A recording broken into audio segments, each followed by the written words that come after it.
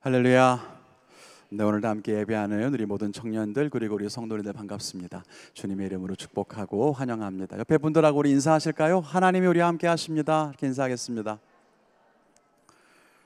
네, 우리 매주 인사하는 거긴 하지만 정말 하나님이 나와 함께 하신다는 그 사실을 분명히 믿으시고 날마다 승리하는 여러분 모두가 됐으면 좋겠습니다.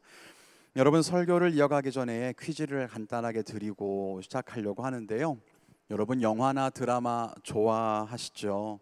특별히 청년들 드라마, 영화 많이 볼 텐데 이 특별한 장면을 떠올리면 그 장면에 이렇게 딱 떠오르는 아주 유명한 대사들이 이렇게 있잖아요. 우리 기억에 각인되어 있는 대사들이 있어요. 그래서 영화 명대사 퀴즈 몇 개 준비했습니다. 힘차게 맞춰주시는 분들께는 혹시 압니까? 커피라도 한 잔 갈지? 일단 하나씩 한번 문제를 풀어보고 시작하겠습니다. 첫 번째 문제 주세요. 뭐라고요? 왜? 네, 그렇죠. 아들아, 너는 계획이 다 있구나. 감사합니다. 누구나 다 아는 거라 연습 게임으로 잠깐 하도록 하고요. 여러분, 이렇게 하시는 겁니다. 두 번째 거 주세요.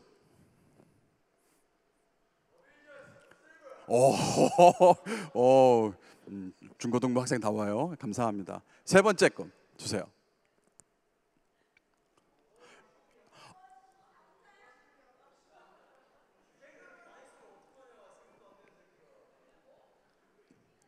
싱글이야는 맞는데, 그래요, 맞아요. 나 아직 싱글이야. 아직 싱글이야. 마음이 좀 짠하죠, 그죠? 아직 싱글이야. 마지막 문제입니다. 이거 마시면 나랑 사귀는 거다. 그래요, 아주 옛날 영화인데 잘 아시네요. 감사합니다. 사실 오늘 이 퀴즈를 잠깐 드렸던 이유는요, 이 마지막 영화 때문인데요. 이 내 머릿속의 지우개라고 하는 영화거든요. 근데 이 영화를 떠올릴 때 사람들이 이 장면을 먼저 떠올려요. 이거 마시면 나랑 사귀는 거다. 그런데 저에게는 그 대사만큼이나 기억에 남는 대사가 하나 있습니다.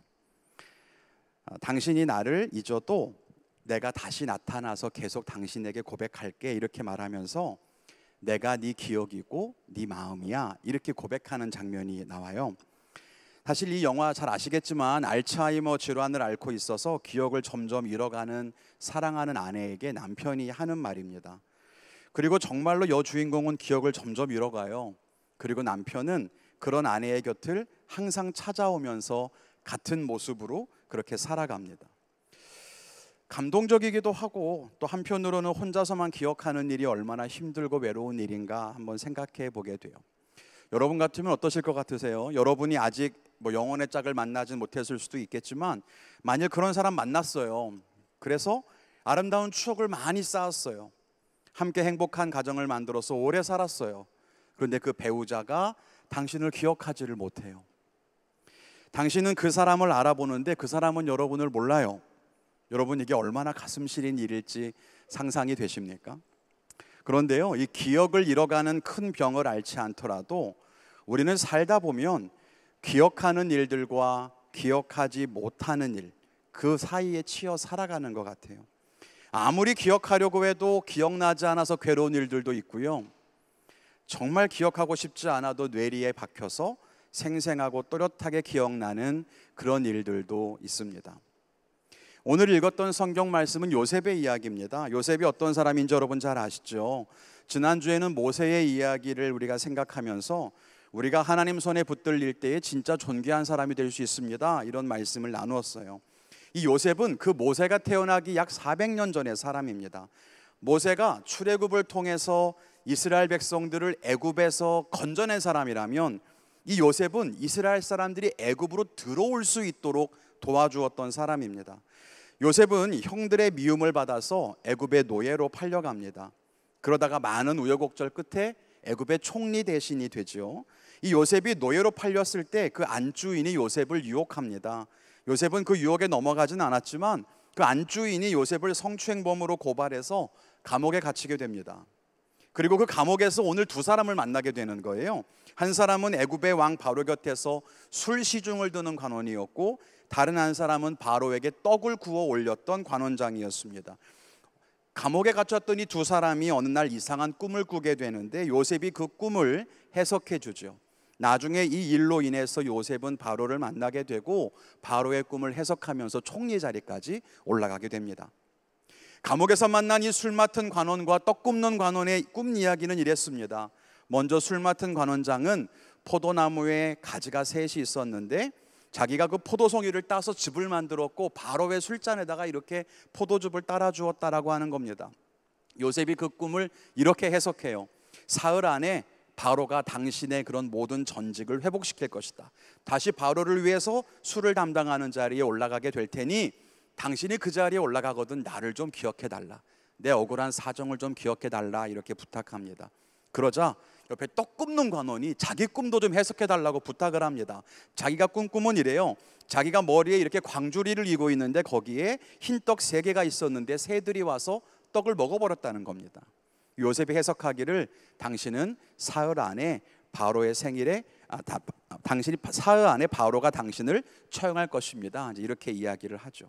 그리고 말 그대로 사흘 뒤에 바로의 생일날 처형당하게 됩니다. 그런데 이 끝절에 뭐라고 말하고 있냐면 술 맡은 관원장이 자기의 자리를 다 회복했지만 요셉을 기억하지를 못하고 그를 잊었더라 라고 기록되고 있습니다.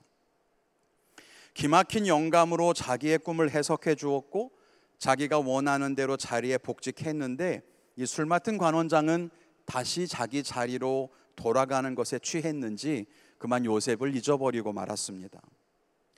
물론 그가 요셉을 기억하지 못한다고 해서 뭐라 할 수는 없을 거예요. 우리도 살다 보면 깜빡깜빡할 때가 많이 있으니까요. 정신없이 살다 보면 무언가 중요한 일이나 약속을 잊어버릴 때가 한두 번이 아니죠. 술 맡은 관원장 다시 바로의 왕궁에 들어갔으니까 얼마나 좋았겠습니까?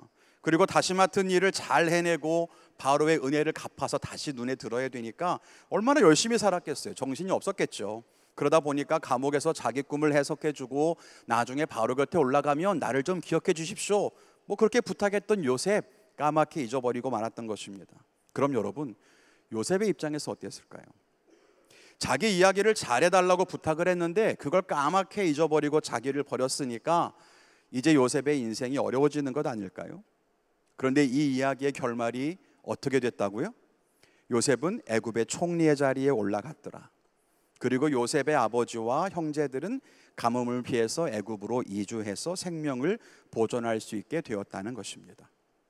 여러분, 우리의 인생을 좀 돌아볼까요? 여러분의 삶도 누군가를 의지했는데 그 사람이 우리를 기억하지 못하고 여러분의 손을 내팽개친 것처럼 느껴지진 않습니까? 나를 도울 사람이 하나도 없고 요셉이 감옥에 있었던 것처럼 여전히 나는 그냥 어둠과 절망 속에 혼자 남겨진 것 같은 그런 느낌 혹시 없나요? 도와줄 사람이 하나도 없고 우리 편이 아무도 없으니까 우리의 인생이 망했다, 나는 힘들다 이렇게 생각하진 않습니까? 그렇지 않다는 거예요.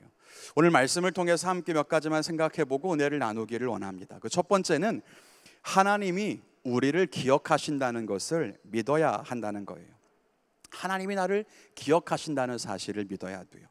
담임 목사님께서 자주 말씀하시는 게 있어요. 사람은 신뢰의 대상이 아니고 사랑해야 할 대상이다. 하나님, 또 사람, 돈 이렇게 있다면 하나님은 믿고 의지해야 할 대상이고 사람은 사랑해야 할 대상이고 돈은 사용하고 이용해야 하는 수단이다 라고 말씀하세요. 그런데 이 셋이 서로 바뀌면 안 된다는 거예요.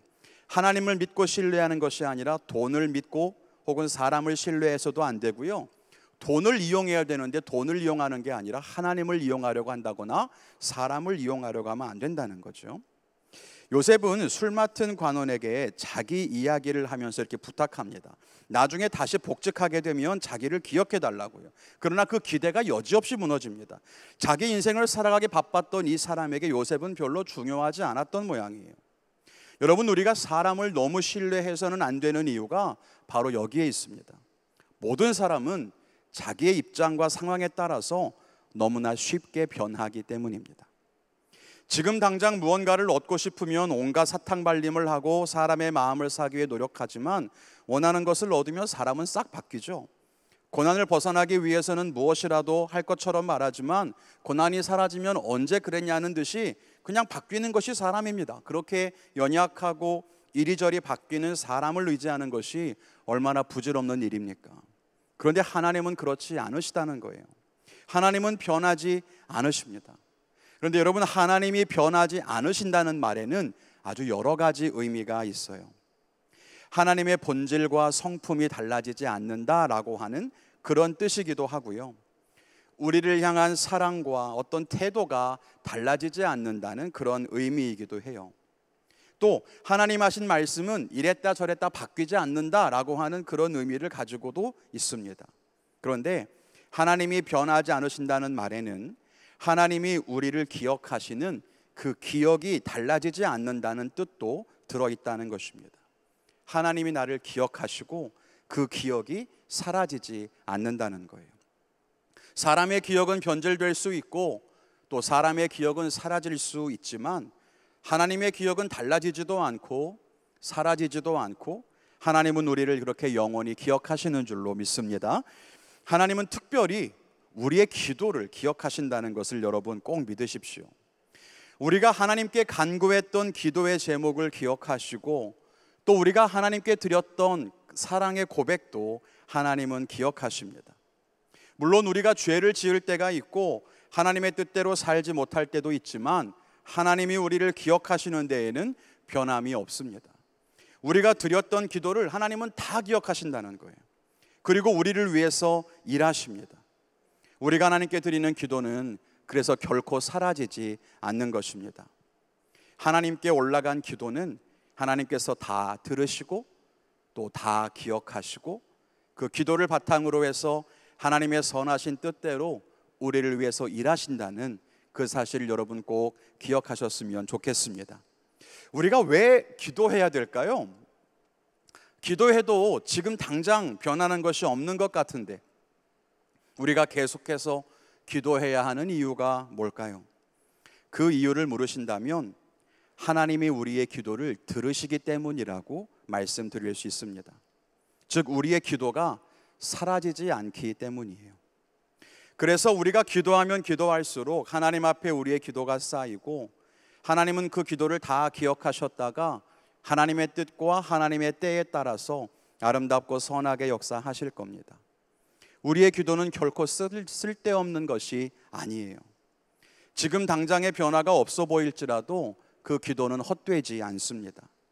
때로는 우리는 우리가 드렸던 기도를 잊어버리고 기억하지 못할 수도 있어요. 여러분, 우리 신년 기도 제목 카드 써서 셀에서 나눴던 거 기억하세요? 카드에다가 기도 제목 썼던 거? 여러분 혹시 그때 무슨 제목 썼는지 기억하십니까?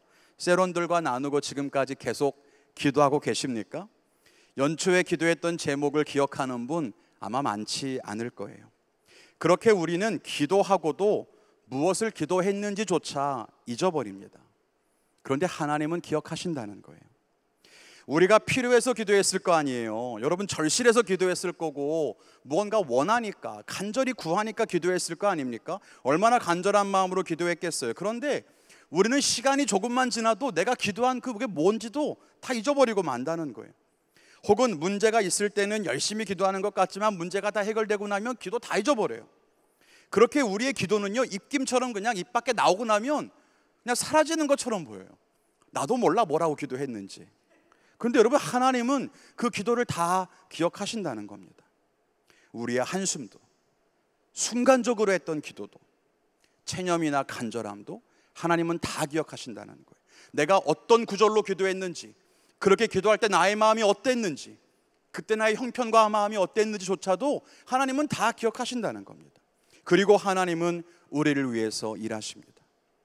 하나님이 그렇게 신실하게 우리를 사랑하시고 또 우리를 도우신다는 그 사실을 믿고 기도할 수 있는 여러분 되시기를 주님의 이름으로 축원합니다. 그게 우리가 기도하는 이유라는 거예요. 이제 우리가 다음 주부터 호렙산 기도의 시작인데요, 매년 열리는 거예요. 별다를 것이 있겠나 뭐 생각할 수도 있겠죠. 오랫동안 기도했는데 응답되지 않은 기도 제목이 있을 수도 있고요. 어쩌면 지금도 고난과 시련 속에 있거나 실패와 절망으로 인해 가슴 아파하는 청년들이 있을지도 모르겠습니다. 그래서 기도가 무슨 능력이 있나?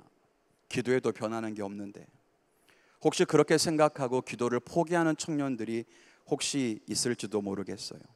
그런데 여러분, 그렇지 않아요. 여러분이 하는 기도는 결코 사라지지 않습니다. 여러분은 잊어버려도 하나님의 기억 속에 그 기도 하나하나가 다 기억되고 여러분을 위해 신실하게 일하실 줄로 믿습니다. 그래서 두 번째로 우리가 기억할 것은 하나님의 약속을 기억하고 인내해야 한다는 겁니다. 앞에서 우리는요, 우리가 하는 기도를 하나님께서 기억하신다는 이야기를 했어요. 비록 기도하는 나 자신조차도 기억하지 못할지라도 기도를 들으시는 그분은 우리의 모든 기도를 다 기억하십니다. 오늘 요셉의 기도와 바람을 하나님께서는 다 들으셨습니다. 형들에 의해서 노예로 팔려왔을 때 여러분, 요셉이 기도하지 않았을까요? 자기를 도와달라고, 내가 억울하게 죽을 위기에 처해 있다고, 하나님 나를 좀 도와주십시오 라고 요셉이 기도하지 않았을까요? 기도했을 것 같아요. 또 여주인에게 유혹당했을 때 어땠을까요? 하나님, 나는 거룩하게 살려고 유혹에 넘어가지 않았다고, 내가 이렇게 신실하게 살려고 하는데 왜 하나님은 나를 억울한 상황 가운데 두고 도와주지 않냐고 여러분, 그렇게 기도하지 않았을까요? 했을 것 같아요. 감옥에 갔을 때도 매일매일 기도했을 것 같아요. 나는 잘못한 것이 없으니까 나를 좀 구해달라고요. 술 맡은 관원이 풀려나서 복직했을 때에도 아마 하나님, 그 사람이 나를 기억하게 해주세요라고 기도했을지도 몰라요. 그리고 그 모든 기도를 하나님께서 다 들으셨단 말이에요. 다 기억하고 계신다고요. 그리고 앞서 강조했던 것처럼 하나님은 요셉의 그 모든 기도를 하나하나 다 마음에 품고 다 기억하고 계시는데, 문제는 하나님이 그 기도를 다 들으시고 기억하신다고 했다고 해서 요셉의 상황이 달라졌냐는 거예요. 안타깝지만 그렇지 않습니다. 요셉은 형들에 의해 팔려갈 때 간절히 기도했지만 노예로 결국 팔려갔고요. 요셉은 간절히 기도했지만 여주인의 모함으로 감옥에 가게 됐고요. 요셉은 간절히 기도했지만 감옥에서 언제 나올지 알 수 없는 상황에 처해 있었습니다.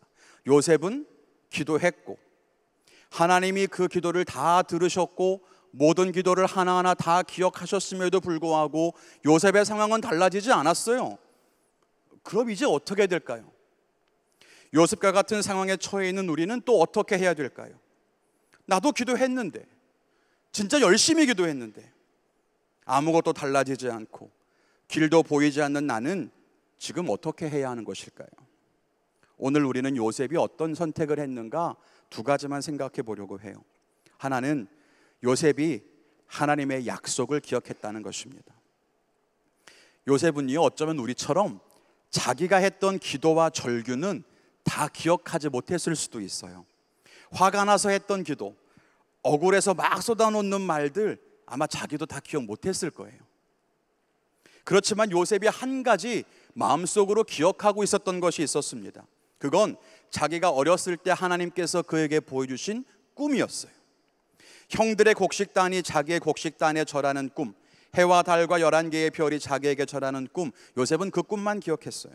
그 꿈이 정확히 어떤 뜻이고 언제 이루어질지 알 수 없었더라도 요셉은 자기가 그냥 존귀하게 될 거라고 하는 정도의 의미는 알고 있었을 겁니다. 그리고 그 꿈을 날마다 떠올리며 오늘의 고난을 이겨낼 수 있었다는 거예요.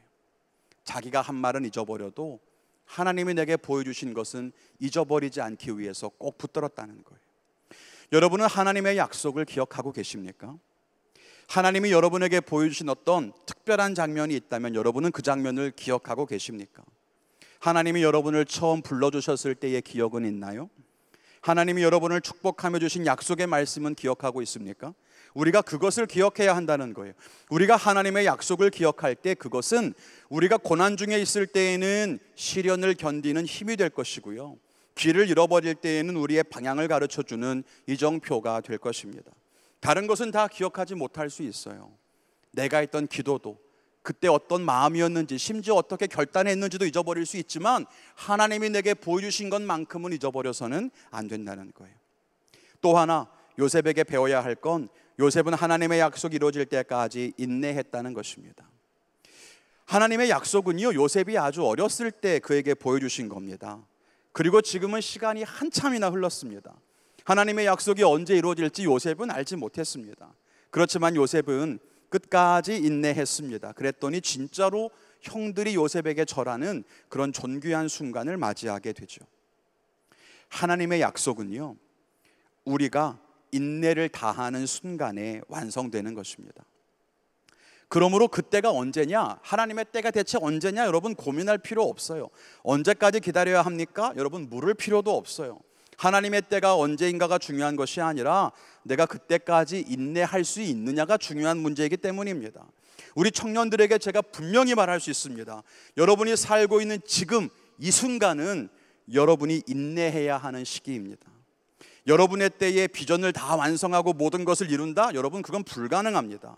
하나님의 계획 속에 있는 작은 목표 하나하나 뭐 그런 건 이룰 수 있겠죠. 그러나 그건 우리의 최종 목적지가 아닙니다. 우리가 지나가야 하는 과정에 불과한 거예요. 결국 우리는 지금 하나님의 약속이 성취될 멀리 있는 그날을 향해 나아가고 있는 중인 겁니다. 모든 것이 다 이루어져서 편안해지기를 꿈꾸는 분들이 계시다면 여러분 포기하십시오. 지금은 하나님의 약속을 붙들고 이 시기를 인내해야 하는 때인 겁니다. 공부하고 열심히 준비하고 훈련받고 일하고 경험 쌓고 뜻을 세우고 도전하고 실패를 다시 견뎌내고 고난을 지나고 그렇게 살아가야 하는 때인 거예요. 그것이 청년의 때입니다. 우리가 요셉에게서 그것을 배워야 하는 거죠.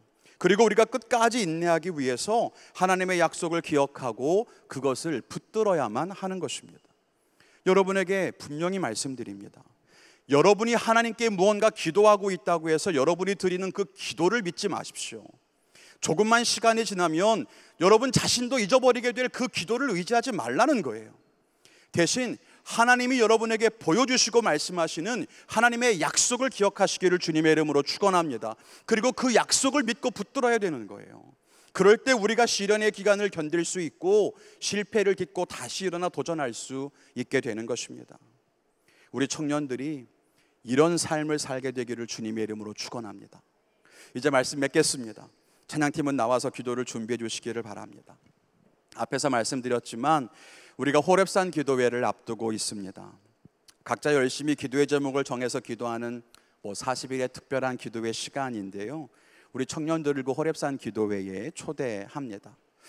이번 호렙산에 함께 모여서 진짜 우리 뜨겁게 기도하고 하나님께 우리의 간구를 다 올려드리고 응답 받았으면 좋겠는데요, 그런데 우리 호렙산 기도회를 앞두고 한 가지 좀 기억했으면 좋겠는 게 있어요. 우리가 하나님께 드리는 기도를 하나님이 모두 다 기억하고 계신다는 사실을 우리 분명히 믿고 기도합시다. 여러분의 상황이 지금 당장 변화되지 않는다고 해도요, 여러분이 드리는 그 기도가 사라지지 않는다는 것을 믿고 기도하십시오. 여러분이 그동안 오랫동안 기도해왔던 어떤 제목이 있습니까? 아직까지 안 이루어졌으니까 나의 모든 기도가 헛되다, 그렇게 생각하십니까? 아니에요. 하나님 앞에 여러분의 기도가 다 쌓여 있다는 것을 기억하셔야 돼요. 하나님은 다 기억하시고 그것을 반드시 이루실 줄로 믿습니다. 그러므로 이번에도 힘을 다해 또 기도하는 거예요. 하나님 앞에 우리의 기도를 올려드리는 거죠. 그런데 우리가 기도할 때 집중해야 하는 것은 우리가 무엇을 기도하는가가 아니에요. 오히려 하나님이 우리에게 무엇을 약속하시는가에 우리는 더 집중해야 하는 것입니다. 왜냐하면 우리가 뭐라고 기도하느냐는 하나님이 기억하실 거예요. 나는 잊어버려도 하나님은 다 기억하시거든요. 그러니까 우리는 하나님이 내게 뭐라고 말씀하시는가를 듣고 기억할 필요가 있어요. 그럴 때에 현실을 견디고 환경을 이기는 그 힘과 능력을 얻을 수 있을 것입니다. 흔히 여러분 그렇게 말하죠. 기도는 대화이다. 서로가 상대방의 말을 듣는 게 대화입니다. 우리가 기도하면 하나님은 우리의 기도를 들으시고 기억하십니다. 그럼 반대로 우리는 하나님이 내게 뭐라고 말씀하실 때 그 약속하시는 바를 듣고 기억해야 되지 않을까요? 그게 바른 기도라고 하는 거예요.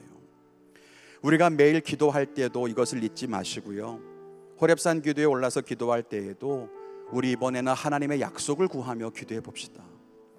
여러분의 간구를 아뢰는 것도 중요하지만 하나님이 내게 뭐라고 말씀하시는가, 청년의 때를 살고 있는 내게 내 앞으로의 인생에 대해 하나님은 뭐라고 말씀을 하시는가, 인생의 답을 찾고 있는 우리에게 하나님은 어떤 약속의 말씀을 주시나, 낙심하고 깨어진 나를 향해 하나님은 뭐라고 위로를 해주시나, 하나님이 내게 주시는 그 약속의 말씀을 좀 기억하며 사모하는 마음으로 기도했으면 좋겠어요.